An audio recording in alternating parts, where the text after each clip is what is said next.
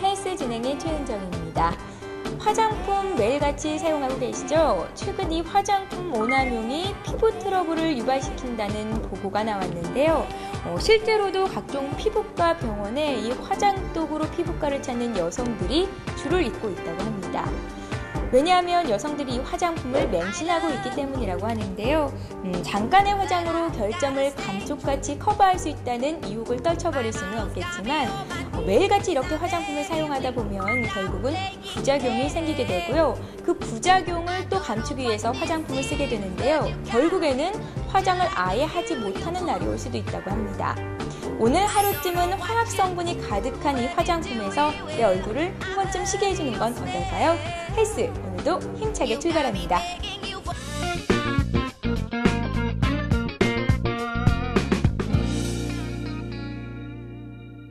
서 있으면 앉고 싶고 앉으면 눕고 싶은 게 사람의 마음. 점점 편해지고 싶은 것은 인지상정이지만 이럴 때 주의할 점이 있습니다. 바른 자세를 지녀야 한다는 건데요. 올바른 자세를 유지하지 못하면 여러 척추 질환이 올 수 있는데요. 그중 가장 흔한 질환이 척추측만증입니다. 척추측만증이란 척추가 옆으로 휘게 되는 질환을 이야기하는데요. 단순히 옆으로 휘는 것만을 이야기하는 것이 아니라 앞, 뒤, 옆 등 3차원적으로 허리 기형이 나타나는 질환을 말합니다. 척추측만증은 보통 아무런 증상이 없어 크게 문제가 되지 않지만 척추가 휘어짐에서 나타나는 요통이나 손발저림, 심할 경우 흉곽과 복강을 압박해 소화불량, 두통, 심폐질환 등을 불러올 수 있어 주의가 요구됩니다. 자세 불량이나 신체 어느 한쪽만을 주로 사용하게 되면 나타날 수 있는 질환이기에 어느 누구도 척추측만증에서 자유로울 수 없는 것이 사실인데요. 오늘은 수술 없이 증상을 완화시킬 수 있는 척추측만증의 한방치료에 대해 알아봅니다. 안녕하세요. 네, 안녕하십니까. 선생님, 척추가 우리 몸에 중요한 이유가 무엇인가요? 척추는 우리 몸을 지탱하고 있는 기둥에 비유할 수 있습니다. 집을 지을 때 가장 기초가 되는 것이 기둥이고 이를 바탕으로 지붕이나 건물을 올릴 수가 있는 것처럼 척추는 몸무게를 지탱하고 활동할 수 있게 해주는 받침대 역할을 합니다. 척추의 역할 중 중요한 한 가지는 척수신경을 보호하고 이들이 지날 수 있는 길을 확보해 준다는 점인데요. 인체는 이러한 척수신경을 통해서 감각을 느끼고 운동을 할 수 있으면서 심장이나 위 등 내장기관이 적절한 운동을 통해서 생명활동을 유지할 수 있게 됩니다. 만약 척추뼈가 측만 등의 이유로 뼈 사이가 좁아져 신경이 지나는 통로를 제대로 확보해 주지 못한다면 신경이 눌려 특정 부위의 감각 이상이나 운동력 약화 또는 내장 기능이 약화되어 건강을 해칠 수도 있습니다.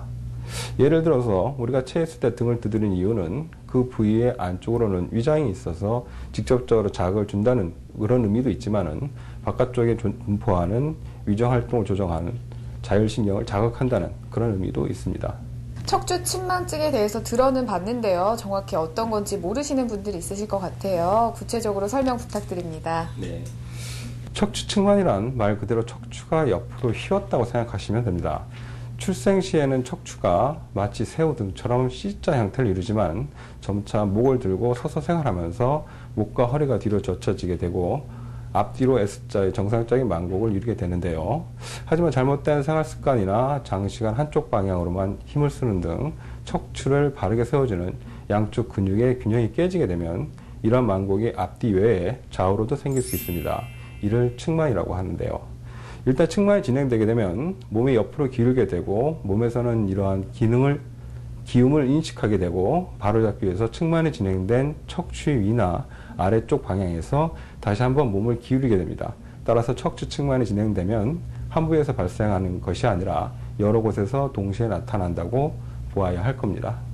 네, 잠깐 말씀해 주셨는데요.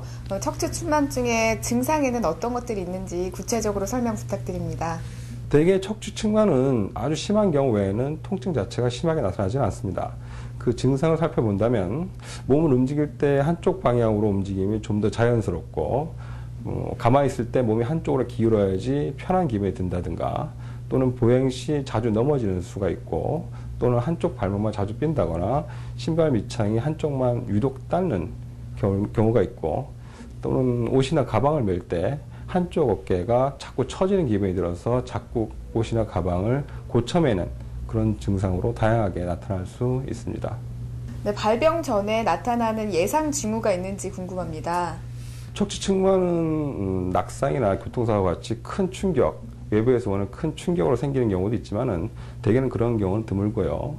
대개는 수년에서 한 수십 년에 걸쳐서 조금씩 진행되는 그런 상태이므로 특별하게 예상 징후라든가 이런 거는 찾기가 좀 힘들지 않을까 싶습니다. 네.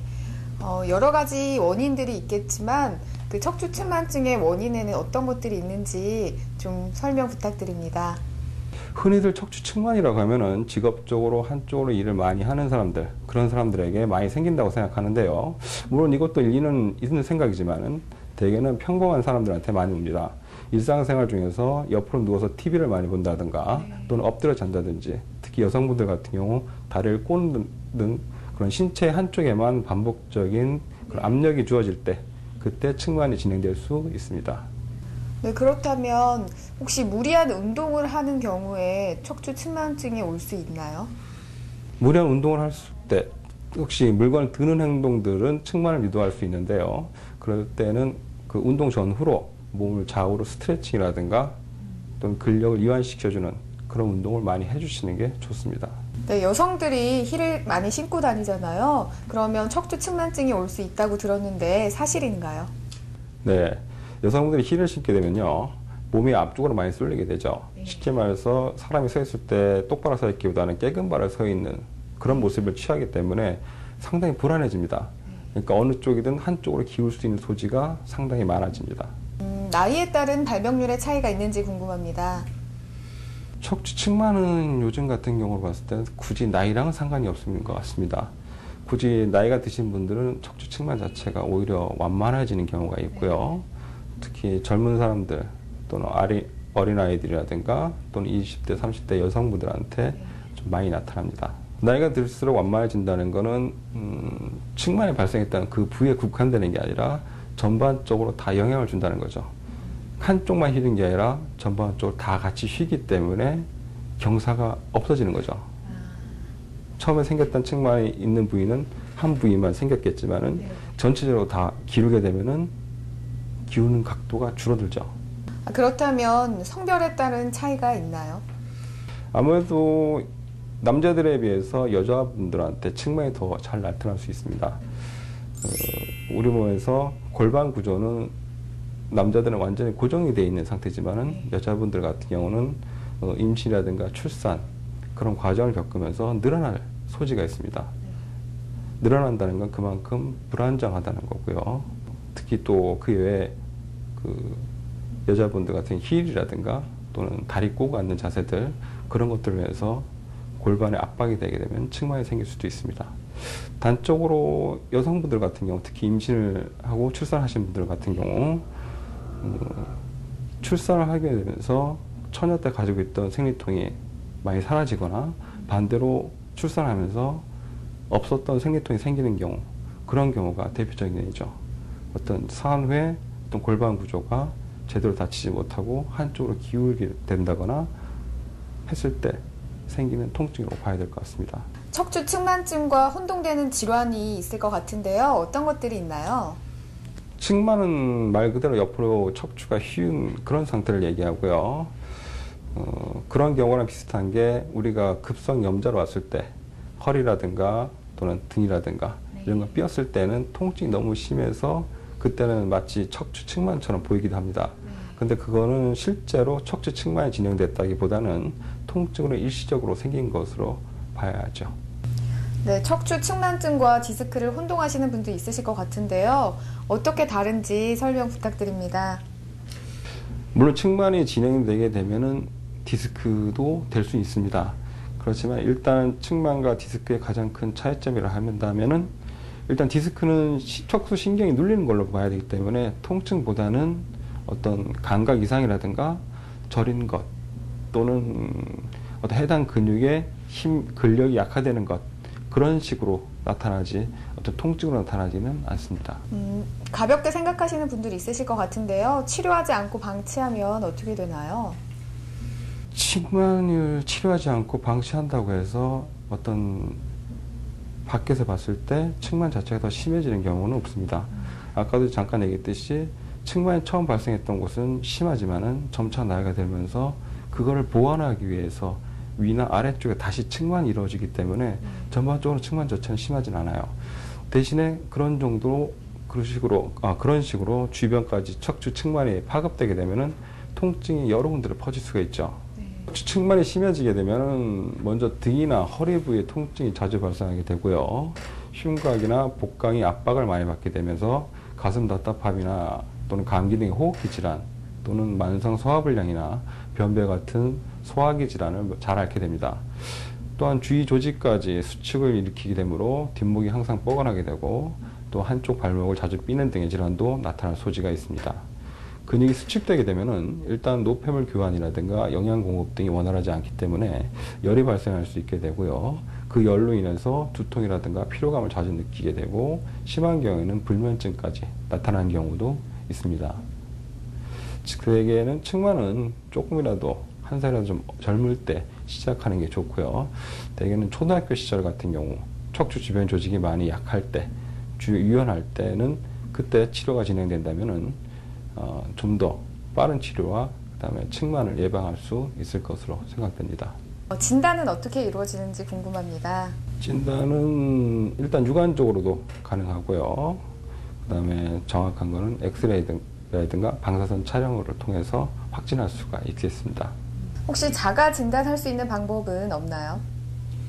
일단 본인이 본인 몸을 진단한다면은 일단 거울 앞에 섰을 때 양쪽 어깨라든가 그다음에 양쪽 귀의 높이 그런 것을 볼 수 있겠고요. 또는 누워 있을 때 한쪽 늑골의 높이가 유난히 높지 않은지 또는 상체를 앞으로 구부렸을 때 등의 높이가 한쪽이 일방적으로 높거나 낮진 않는지 그런 것들이 간단한 자가 진단법 중에 하나라고 할 수 있겠습니다. 흔히들 수술이나 외과적 치료로만 치료할 수 있다고 알고 있는데요. 한방에서 측만증의 치료는 어떻게 이루어지는지 설명 부탁드립니다. 측만은 말 그대로 척추 주변의 양쪽 근육의 힘의 균형이 깨진 거라고 보시면 됩니다. 다시 말해서 양쪽의 힘의 균형만 맞춰주면은 측만을 치료할 수 있다고 볼 수 있는 거죠. 일단은 측만이 진행된 곳 그 부위에 대해서 어떤 교정이라든가 이런 치료를 진행하고요.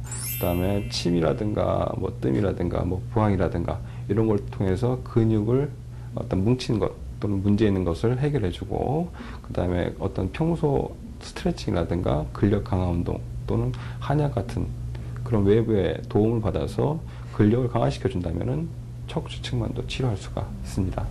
약물 치료도 필요하다는 말씀이신 거죠? 예. 네. 그렇다면 완치가 가능한 질환인지 궁금합니다. 측만 자체가 어떤 구조적인 문제가 오래 지속된 거기 때문에 짧은 시간 내에 치료를 완치한다 이렇게 말하기는 사실 힘들고요. 어떤 대개 측만을 위해서 생기는 그런 불편함이라든가 고통 같은 거를 한 2달에서 길게는 한 6개월까지 그 문제를 해소하는데 노력을 하고 그 후부터 문제가 어느 정도 해결되면 어떤 자가적으로 어떤 근력 강화 운동이라든가 어떤 스트레칭 같은 것 그런 것들을 통해서 재발을 방지하는 게 순서라고 생각합니다. 재발하는 경우가 있나요? 재발하는 경우는 자주 있습니다. 왜냐하면 짧은 기간 우리가 측만이 생겼던 게 아까도 잠깐 얘기했듯이 짧은 시간에 생긴 게 아니라 오랜 시간에 생긴 거고 그리고 그 오랜 시간에 그 사람의 생활 습관이 그 모습을 만들었기 때문에 다시 옛날의 생활 습관을 다시 돌아간다면은 다시 또 돌아가죠.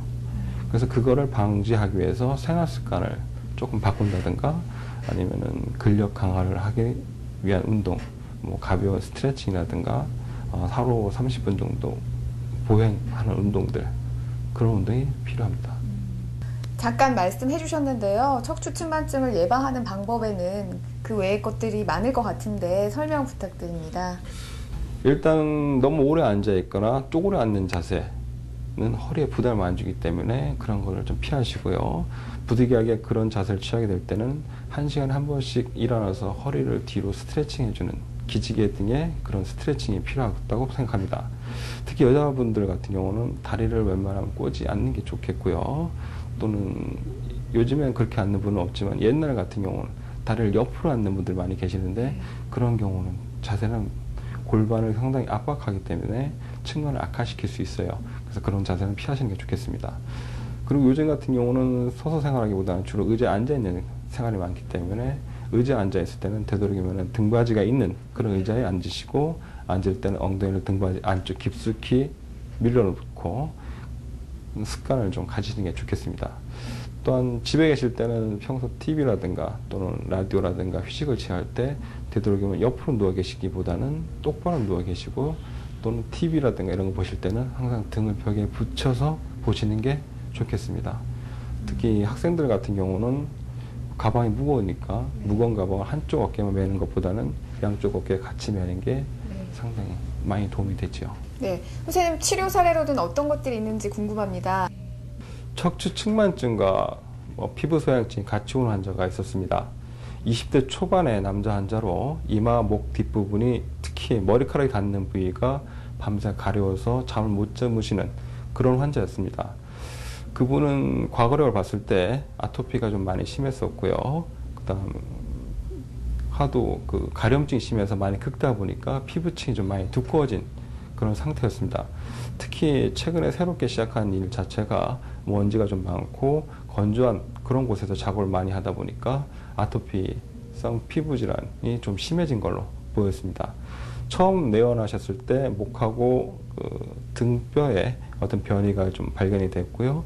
거기에 관계된 치료를 일주일 정도 시행한 후에 가려움증 같은 경우는 주무실 정도는 가라앉았고, 한 달 정도 척추 교정을 시행한 후에는 주무시는 것 자체는 많이 편해졌고 가려움증도 거의 사라졌다고 하셨습니다.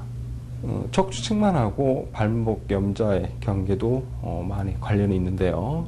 20대 후반의 여자분이 처음 와셨을 때 3개월 전에 발목 염좌로 오셨었고요. 사고 당시 엑스레이 찍었을 때 어떤 발목뼈의 골절이라든가 이런 건 없이 단순 염좌로 진단받았고 2개월여 동안 기부스 한 상태셨습니다. 근데 막상 기부스를 풀었더니 발목 자체가 굳어갖고 걷는 것 자체가 상당히 부자연스럽고 좀 쩔뚝거리는 그런 경향이 있었습니다. 환자 내원하셨을 때 진찰을 한 결과 우측 고관절이 변이되면서 몸이 신체 우측으로 많이 쏠리게 되고, 이를 그래서 발목을 보호하기 위해서 어떤 발목 주변의 근육들이 많이 굳어진 상태였습니다. 한번 교정 치료한 후부터 어떤 발목의 움직임이 나오기 시작했고, 한 달여의 교정 치료 동안 거치면서 지금은 걷는 것 자체는 크게 불편함이 없는 그런 상태까지 왔습니다. 척추 측만하고 두통도 상당히 많은 관련이 있는 경우가 있습니다. 제 환자분들 중에 한 분이셨는데 어떤 상습적인 편두통으로 하루도 몇 번씩 진통제를 수시로 복용하셨던 그런 환자분이었습니다. 병원에서 MRI라든가 엑스레이라든가 다 찍었을 때 어떤 특이한 이상 소견은 전혀 없다고 나오셨던 분이셨고요. 심한 경우에는 머리 아픈 거 외에도 어떤 메스꺼움이라든가 구토 등의 어떤 소화기 질환도 같이 동반하셨던 분이었습니다. 내원 당시 그 진찰한 결과 어떤 우측 목에 어떤 변이가 좀 발견됐고요. 이 우측 목에 변이가 되면서 목 뒷덜미로 시작해서 머리 안까지 순환 자체가 잘 안 되는 그런 상태로 보였습니다. 한 달 정도 교정 치료를 거치면서 어떤 목 뒷부분에 어떤 뻐근함이라든가 이런 것도 많이 가라앉았고, 통증, 특히 두통도 좀 있다없이 생기긴 생기지만 처음에 오셨을 때처럼 진통제를 안 드실 정도로 어떤 정도의 통증 정도는 많이 완화되셨다고 하십니다. 네, 일반인들이 척추 측만증에 대해서 오해하는 점들이 있을 것 같은데요. 어떤 것들이 있는지 설명 부탁드립니다. 되게 척추 측만 같은 경우는 나하고는 상관없는 질환이라고 많이 생각을 합니다. 그렇지만 환자분들 보면은 의외로 많은 분들한테 척추 측만을 볼 수 있고요. 그 사람들의 정도가 차이가 있을 뿐이고 다 조금씩 갖고 있다고 봅니다. 그래서 평소 생활 습관이라든가 이런 것들 할 때 좀 주의를 지키는 게 좋겠습니다.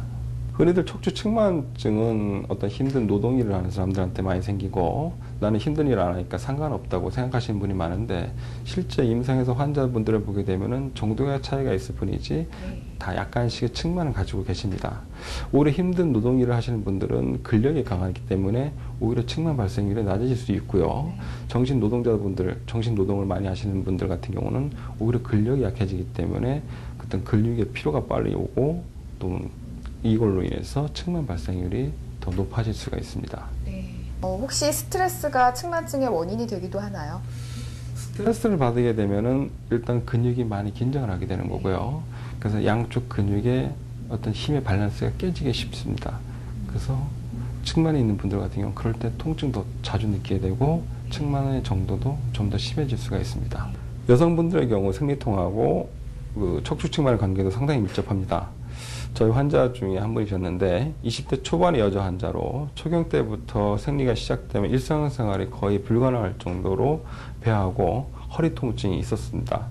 최근에는 심한 경우에는 그 메스꺼움하고 구토로 인해서 응급실에 실려갔던 적도 있었다고 하십니다. 진찰해본 결과 우측 고관절이 변이 돼서 골반이 틀어지면서 생리 때 생리피가 잘 나가지 않는 그런 상태로 통증이 생겼던 걸로 보여졌고요. 2달 정도 교정 치료를 한 후에 어떤 통증은 생리 시에 통증은 있었지만은 진통제를 먹어도 될 정도로 큰 통증도 아니었고 어떤 두통이라든가 어떤 소화기 질환도 많이 완화가 됐습니다.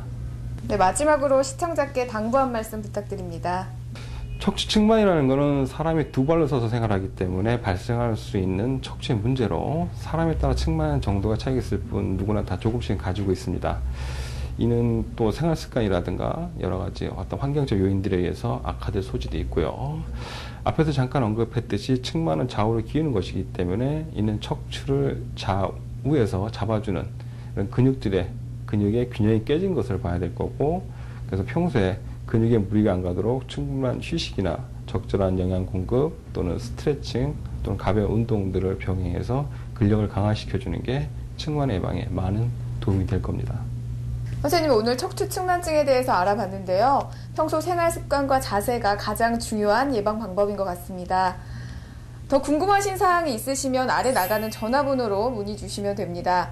선생님, 오늘 소중한 말씀 감사드립니다. 감사합니다.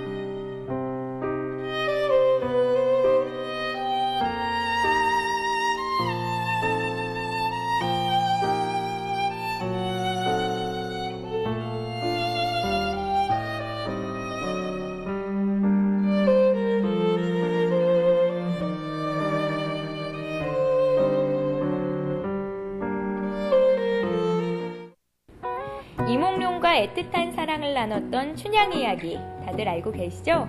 근데 이 춘향이가 피부 관리를 위해서 쌀뜨물을 이용했다는 사실도 알고 계셨나요? 예로부터 우리 조상들은 피부 관리를 위해서 쌀뜨물을 이용해 왔다고 하는데요. 쌀에는 피부에 좋은 각종 영양분이 가득해서 피부를 붓게 하고 또 피부 진정 효과도 있다고 합니다. 여드름에도 그렇게 탁월하다고 하네요.